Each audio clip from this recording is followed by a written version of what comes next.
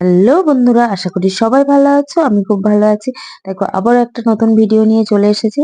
আগের দিন ছিল আমাদের অফিসের এক কলিগের জন্মদিন। আর তার জন্মদিনে খাওয়া কি কি ছিল সেটাও দেখো বন্ধুরা। প্রথমে এখানে ছিল চিকেন, আলু দিয়ে চিকেন, বেশ একদম দারুণ ঘরোয়া ভাবে মায়ের হাতের রান্না মতন। যেহেতু আমার বন্ধুর মা রান্না করেছিল। আর এখানে ছিল ফ্রাইড রাইস, সবজিতে ঠাসা ছিল একদম। আর ছিল লেবু, লঙ্কা, আর ছিল স্যালাড। আর এখানে দেখো আমরা সবাই কেটেল ধরে ভর্তি ভর্তি করে খাচ্ছিলাম। তারপরে এখানে ছিল কোল্ড ড্রিঙ্কস।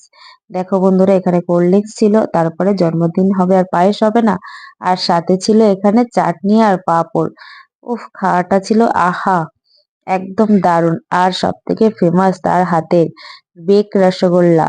আগের বারেও একবার বানিয়েছিল, ভীষণ দারুণ হয়েছে খেতে, আর এবারে তো আরো সুন্দর। খাওয়া দাওয়া শেষ করে জন্মদিনের কেকটা তো কাটতেই হবে।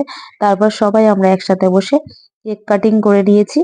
আর সবশেষে একটাই বলবো, জন্মদিনটা বেশ ভালো মজা আনন্দ করে কেটেছে। তোমরা ভিডিওটা দেখতে থাকো, লাইক কমেন্ট শেয়ার করতে থাকো। Tata, bye bye.